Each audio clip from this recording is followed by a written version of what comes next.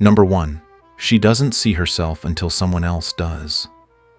Most men never realize this simple but devastating truth. A woman doesn't see herself through her own eyes. She sees herself through yours, through the world's, through the reaction she gets when she walks into a room. That's why she'll take 50 selfies and only post one. Why she'll change outfits 5 times before walking out the door. It's not insecurity, it's addiction to validation. In 1818, Schopenhauer observed something that rewired how he viewed women forever. He called it dependence on the gaze of the other. Women by nature aren't internally referenced, they live externally. Their self-worth is a reflection, not a foundation. And that reflection is powered by the approval of others. This isn't vanity, it's evolutionary programming. Thousands of years ago, being accepted by the tribe was a matter of life or death. Rejection meant danger, isolation, or worse. And while the world has changed, her brain hasn't. That's why she checks who viewed her stories, why a post without likes affects her mood, why she asks, "How do I look 10 times a day?" Most men respond to this need by overfeeding it. Constant compliments, instant replies, blind praise. They think that by filling her cup, they'll win her heart. But here's the brutal truth. The more you give, the less it's worth. The more available your approval is, the less impact it has. Schopenhauer didn't share this insight to teach cruelty, but to expose a crack in the armor, a psychological weakness that grants you leverage. When you understand that she thrives on validation, you gain power by becoming selective with yours. Don't like every post. Don't praise every dress. Don't answer every message the second it arrives. You're not being cold, you're creating scarcity, and scarcity breeds value. When your validation becomes rare, it becomes desired. She works harder for it. She becomes more attentive, more curious, more invested. Suddenly, you are the prize because your attention isn't cheap. Try it. Next time she asks how she looks, answer with calm neutrality. When she shares a story and waits for a big reaction, stay still. Watch what happens. She'll lean in, try harder, and question why you're not reacting like everyone else. Because the moment you stop feeding her emotional hunger for free, she starts chasing the source. In Schopenhauer's words, he who controls validation controls the person. Stop giving it away. Make her earn it, and she'll value it and you more than you ever thought possible. Number 2, the storm. She starts isn't about the dishes. It's about feeling alive. You've seen it. Everything was fine. In fact, it was perfect. You laughed together. You shared a quiet moment. And then out of nowhere, the shift. Her eyes go cold. She pulls away. Suddenly you're in an argument over something small, a joke taken the wrong way, a text left unread, a look you didn't even know you gave. You sit there thinking, what did I do wrong? But the truth, you didn't do anything. That was the problem. Friedrich Nietzsche, the brutal voice of psychological truth, saw this clearly. In Beyond Good and Evil, he wrote what most men never dare admit. Women create chaos not out of cruelty, but out of necessity. It's not about logic. It's about emotion, intensity, aliveness. For many women, peace feels like death. Stability bores them. Harmony dulls their senses. They need emotional spikes not because they're toxic, but because they're wired for emotional motion. This is where most men fail. They try to fix it. They apologize for things they didn't do. They try to calm her down with reason, with comfort, with logic. But logic doesn't speak to her bloodstream. Emotion does. She doesn't even realize it, but when the relationship gets too calm, she stirs the waters. She manufactures storms not to destroy, but to feel, to connect, to test, to see if you're still present and still powerful. Nietzsche learned this the hard way through Lou Salome, the brilliant, seductive woman who shattered his spirit. Every time things felt stable, she brought drama. Why? Because she needed tension to stay emotionally awake. If you run from the storm, you lose her. If you defend yourself, you look weak. If you collapse into people-pleasing, you fail the test. But if you match the chaos with calm intensity, you win. If she accuses you of being distant, you don't explain yourself. You look at her and say, maybe I am. Maybe I need distance from drama. She'll be stunned because now you've flipped the frame. You're no longer the accused. You're the judge. You've turned her emotional weapon into your battlefield. Here's what most men never realize. Drama is a test. She's not just looking for emotion, she's looking for a man who can handle hers. When you don't break under pressure, when you hold frame, when you respond with controlled unpredictability, she becomes drawn to you not as a boy to mother, but as a man to respect. Nietzsche was right. He who holds the emotional hammer shapes the relationship. Stop being the anvil. Be the hammer. Number 3, why she chose the boring guy and not you. You were everything she said she wanted. You had passion, purpose, dreams that burned behind your eyes. You made her laugh. You made her feel. You reminded her what it was like to be alive. But in the end, she didn't choose you. She chose him, the safe one, the stable one, the one with the 9 to 5, the fixed mortgage, the predictable weekends. Not because he stirred her soul, but because he didn't stir her fears. This is a truth Søren Kierkegaard, the father of existential philosophy, lived in his own life. He loved a woman named Regine, and she loved him back deeply, wildly. But when he proposed, she turned him down, not because she didn't want him, but because she was afraid of what life with him would demand. Women fear the unknown, not just emotionally, but evolutionarily. For thousands of years, a woman's survival and the survival of her children depended on choosing safety over chaos. The man who brought excitement could also bring instability. The man who brought predictability could also bring protection. And even today, in the age of independence and empowerment, that old programming still whispers in her mind. That's why she tells you you're the best she's ever had, then leaves you for someone who bores her to tears. Why she craves your passion in the dark, but builds her life around someone more secure. Most men respond by trying to prove they're safe too. They flaunt their career, their savings, their future plans. They suppress their edge, thinking that's what she wants. It's not. Because when you compete in the realm of safety, you will always lose. There's always a man with more money, more stability, more predictability. But that's not what makes you powerful. What makes you powerful is your ability to offer something she can't get from anyone else. Not just security, but life. Not just comfort, but aliveness. Not just presence, but fire. Be the man who is exciting within the limits of trust. Unpredictable, but not reckless. Wild, but not chaotic. Driven, but not destructive. You don't need to be poor or unstable to be intense. You can be a builder, an entrepreneur, an artist. Someone who lives at the edge of possibility. Someone who invites her into a future that isn't safe, but is meaningful. Kierkegaard once wrote, "Life can only be understood backwards, but it must be lived forwards. So live forward. Be the man she looks to not for certainty, but for purpose. Let her choose you, not because you numb her fear, but because you make fear irrelevant." Number 4, she won't attack you. She'll smile while destroying you. Most men are trained to recognize open conflict. If someone dislikes you, they'll confront you. If someone wants to compete with you, it's a face-to-face battle. That's how men operate. But women, they fight differently. Not with fists, but with smiles. Not with open attacks, but with quiet sabotage. And if you don't see it coming, it's already too late. Niccolo Machiavelli in The Prince wrote, "Women are more skilled than men in the art of dissimulation." He wasn't being cruel, he was being observant. He saw how women in royal courts like Lucrezia Borgia outplayed their enemies not by force but by subtlety.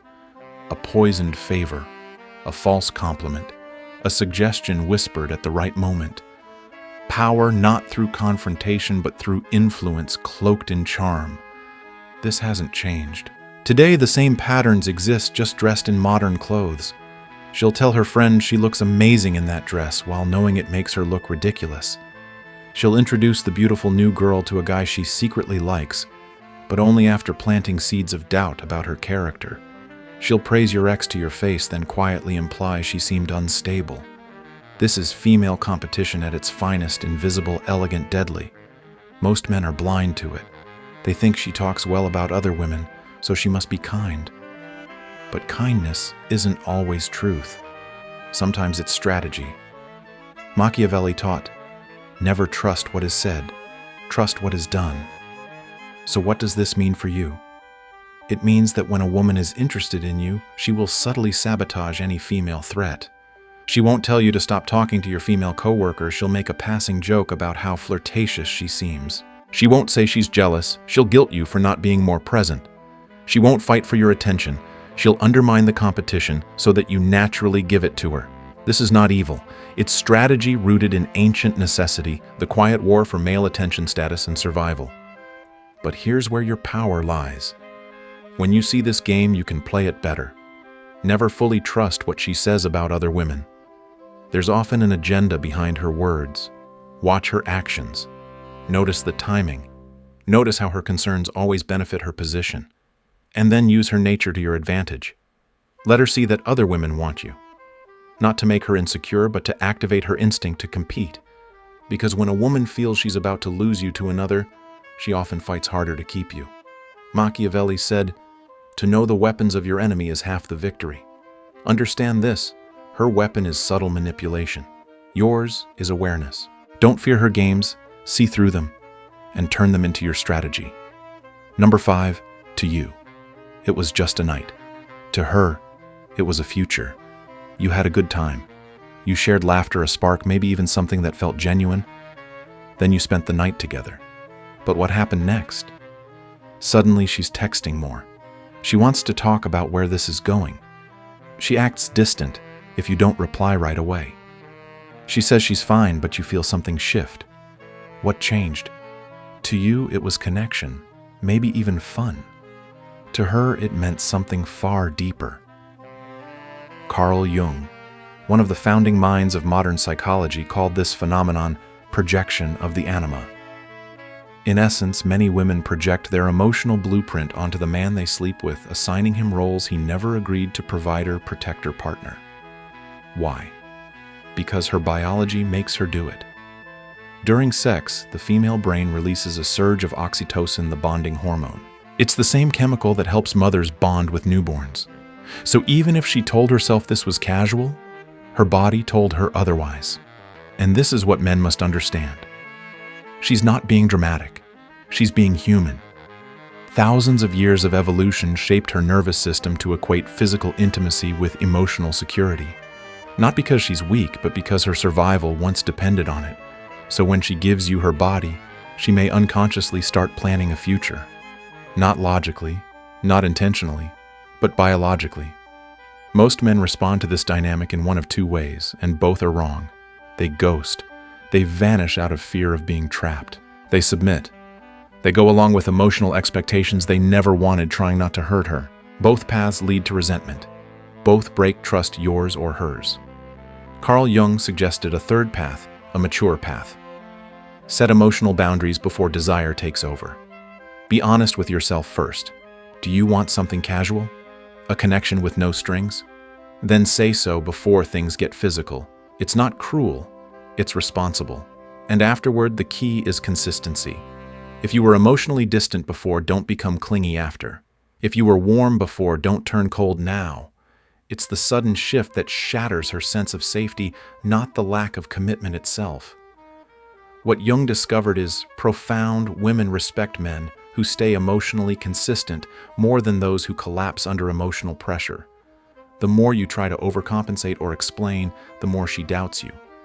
But if you remain grounded, respectful, and clear, she may be frustrated, but she'll admire your strength.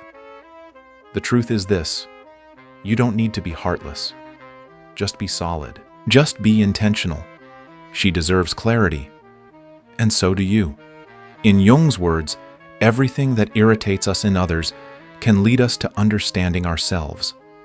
Let her emotional response teach you to become emotionally sovereign. Because if you don't, someone else will define your role for you. Number 6. Why she said you weren't right until you became successful. She told you it wasn't a match, that things just didn't feel right. You weren't compatible. It wasn't the right time. But then, months pass, maybe a year. You've been building, grinding, Your business starts gaining traction. You get in shape. Your social status rises. And suddenly she's back, reaching out, thinking of you, asking how you've been. Coincidence? Not even close. Charles Darwin didn't study relationships, but he discovered a law that still governs modern dating: sexual selection. In every species, females instinctively choose the males with the most perceived value, whether it's strength, dominance, resources, or influence. In human behavior, that's called hypergamy. And despite what modern culture wants to believe, it's still alive and well. It's why she broke up with you when you were uncertain about your career, but showed interest again once your LinkedIn profile looked impressive. It's why she said it wasn't about money, but couldn't stop talking about her ex who bought a new Tesla. It's why 87% of women admit they still feel something for past lovers who've become more successful. She's not being shallow, she's being programmed. For thousands of years, a woman's survival and the survival of her children depended on choosing a man who could provide protection, resources, and stability. Her brain is still wired for that choice. Most men respond to this reality in one of two ways. They compete endlessly, trying to be the richest, strongest, best-looking guy in the room. They deny it, calling women materialistic or disloyal. Both responses miss the point. Here's the truth Darwin hinted at, but few men understand. You don't need to be the best. You just need to be irreplaceable. You can't outcompete every man in wealth or looks, but you can become so unique, so powerful in your energy, your presence, your purpose, that no one else can replicate it. It might be your sense of mission, your emotional depth, the way you make her feel when you walk into a room. When you become rare, you remove comparison. And here's the deeper twist. Hypergamy isn't your enemy. It's your leverage. When she sees that other women admire you, when you live a life that naturally draws attention and respect, she won't want to leave. She'll want to compete. Because just as in nature, the male that stands out doesn't chase. He simply exists in his power, and others follow. Darwin said it best: it is not the strongest who survive, nor the most intelligent, but the one most adaptable to change.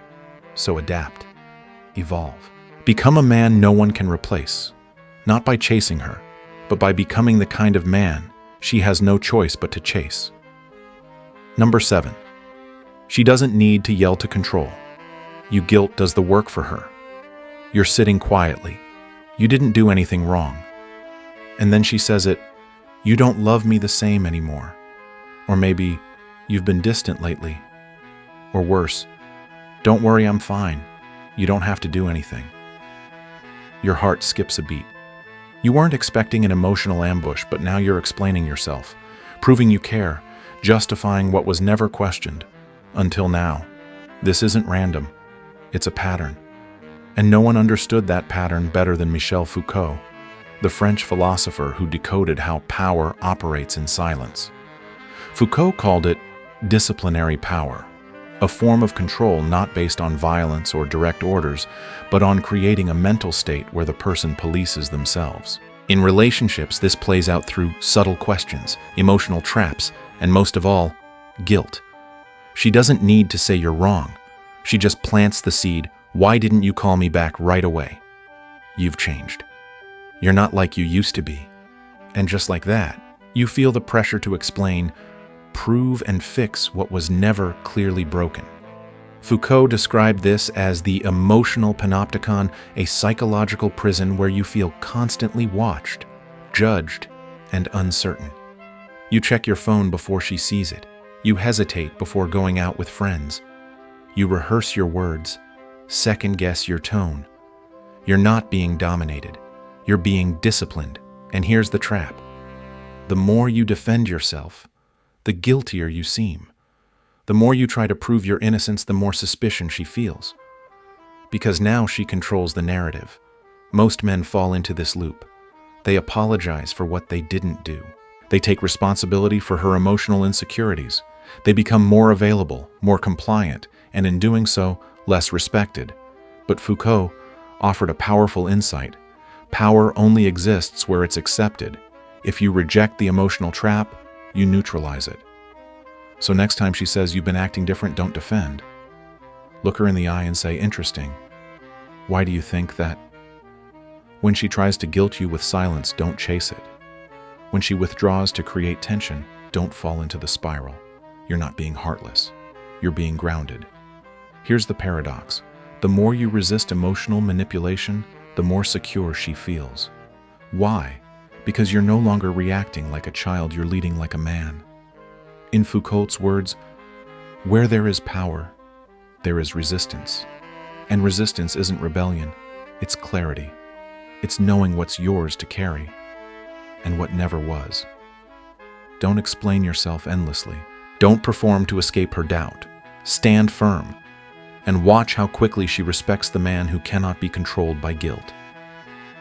Number 8. She'd rather stay in a bad relationship than be alone. And that's her deepest weakness. She says she's done. She says she needs time to find herself, that she needs space, that she's tired of relationships. But give it a week, maybe 2. And suddenly she's with someone else, a new guy, a rebound, or worse, back with the same man she swore she'd never speak to again. Why? Because her biggest fear isn't heartbreak, it's being alone. Arthur Schopenhauer, the philosopher of brutal truths, saw this clearly. He watched his own mother, intelligent, cultured, social, move from one relationship to the next without ever facing herself. He realized it wasn't about love. It was about avoiding the abyss, that hollow space we call solitude. To many women, that space is unbearable, not because they're weak, but because they're wired for connection. Thousands of years ago, a woman alone in the wild was vulnerable. Isolation meant death. Her body, her mind, her instincts evolved to avoid solitude at all costs. That fear never left her. It just changed form. Today, she'll stay with a man who drains her energy, dulls her passion, or disrespects her spirit. Because being with someone feels safer than being with no one. She'll settle for crumbs of attention, forgive the unforgivable, ignore the ache in her soul, all to avoid the silence of being alone. Most men don't see this. They think being available, being present 24/7, being her rock will earn loyalty. But the opposite happens. The moment she knows you'll never leave, she stops trying. The second she feels you're always there, she stops valuing your presence. You've removed the one thing that makes her effort real: the possibility of absence. Schopenhauer's wisdom was counterintuitive and powerful. Use your independence as attraction. Be the man who can be alone, who doesn't need a relationship to feel whole, who chooses her, but never depends on her. This flips the script, because now you're not her emotional crutch, you're a man with a full life. And that scarcity, that self-sufficiency, it pulls her in. Here's the paradox. The more comfortable you are with being alone, the less likely you are to ever be alone. Because people are drawn to those who don't seek completion, but offer wholeness. Schopenhauer said, a man can be himself only so long as he is alone. So, master solitude, not as punishment, but as power. Let your ability to stand alone be the reason she wants to stand beside you. And if she can't face herself without you, that's not love. That's dependency. You don't need someone who fears being alone. You need someone who chooses you even when they don't have to. Number 9. She says it's over until you become what she can't ignore. She ended it, told you it wasn't working, said you weren't compatible, that she needed space, clarity, or growth. You walked away, heart in pieces, mind spinning. You accepted it and rebuilt. Months passed. You started hitting the gym, built a business, upgraded your lifestyle, stopped chasing, started leading. And then her name lit up your screen again. Hey, I was just thinking about you. You wonder why. It's not love. It's not fate. It's biology. Charles Darwin called it sexual selection. It's the quiet force behind every dating decision she makes, the ancient instinct that drives her toward the highest value option she can attract. Not the nicest, not the most loyal, but the most advantageous. This is hypergamy, the female drive to always trade up. It's not greed, it's programming. For centuries, a woman's survival and her children's depended on choosing the strongest gene pool, the most secure future, the most capable provider. That instinct still lives in her blood. Even when she says, it's not about money, even when she insists, status doesn't matter. Watch her actions, not her words. Because when she sees you rising, when she sees other women looking at you, when she realizes you're no longer the man she left, suddenly you're no longer disposable, you're desirable. Most men make a fatal mistake here. They try to compete to be the richest, most powerful, best-dressed man in the room. But in that race, there's always someone with more. More money, more followers, more muscles, and trying to win that game only burns you out. Darwin hinted at a smarter path one most never consider. Be irreplaceable, not just superior. Stop trying to be better than every other man. Start becoming a man she can't replicate. Maybe it's your drive, your mission, your sense of calm under pressure, your spiritual presence. When you give her a feeling she can't find elsewhere, comparison becomes impossible. And when she sees that you have options, when you don't hide that other women admire you, you ignite her deepest instinct, competitive desire. Because here's the secret, hypergamy isn't just about attraction, it's about status. And nothing raises your status in a woman's eyes faster than the interest of other women. It's not about being arrogant, it's about being visible. It's about showing, not saying, that you are valued. Darwin once wrote, "It is not the strongest who survive, but those most adaptable to change." So evolve, not for her, for yourself. And when she circles back, remember this. She didn't miss you. She missed the version of you that no longer needs her. Number 10. You're not in a relationship. You're in an emotional surveillance state. You're watching TV relaxed, thinking everything's fine. Then she turns to you and says, "You don't love me anymore, do you?" You blink. There was no argument, no change, no reason. Yet suddenly you're on trial. Now you're explaining yourself, convincing her of what she never accused you of until 5 seconds ago. It's not about what happened. It's about how she made you feel like it did. This is not just a mood swing. It's emotional surveillance. And it's a system that philosopher Michel Foucault studied in terrifying detail. In his work, Discipline and Punish, Foucault introduced the concept of the panopticon, a prison design where the inmate never knows if they're being watched. As a result, they begin to watch themselves. They change their behavior. They internalize the control. Sound familiar? In relationships, women rarely use direct force. They don't need to. Instead, they plant emotional landmines, questions, silence, passive remarks that make you adjust your behavior out of fear, guilt, or confusion. She says, "You were really quiet today," and suddenly you're wondering if you were. You double-check your text tone. You start rethinking conversations. She says it's fine, you don't have to come if you don't want to. But it's not fine, and you know it. This is how control works without ever being called control. It makes you second-guess your own thoughts. And slowly you stop acting from truth. You start acting from fear of disappointing her. Most men walk right into this trap. They respond with over-explaining. They defend every innocent action. They try to appease, adjust, and prove they're not the villain. But here's Foucault's great insight. Power only exists when it's accepted. If you stop accepting the guilt, the doubt, the emotional pressure, it collapses.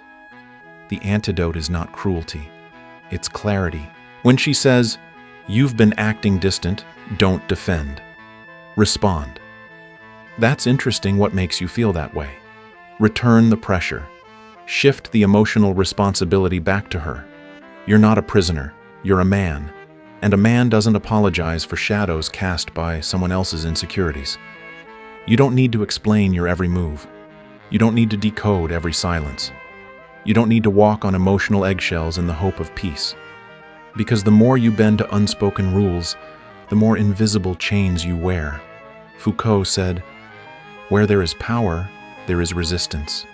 And your resistance to emotional manipulation is not rebellion, it's leadership.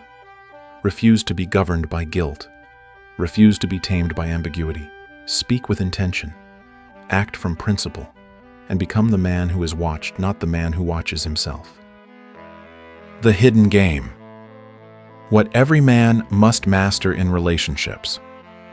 Most men lose power in relationships, not because they're weak, but because they're unaware of the game being played. They believe love is enough, that honesty and effort guarantee loyalty. But relationships aren't built only on what's spoken. They're shaped by psychological instincts, emotional tests, and invisible power dynamics. The truth: women like men are influenced by deep evolutionary programming. Validation, emotional drama, hypergamy, guilt, and fear of solitude are not flaws. They're survival strategies. But if you don't recognize these patterns, you'll react instead of lead. You'll give too much, explain too often, and lose respect in the process. The lesson is simple but powerful. Don't play defense. Build awareness. Lead with intention. Set boundaries before emotions blur them. Control your validation like a scarce resource. Stay grounded during her emotional storms and you'll pass every test she doesn't even know she's giving. Don't compete to be the best man, become the most irreplaceable one.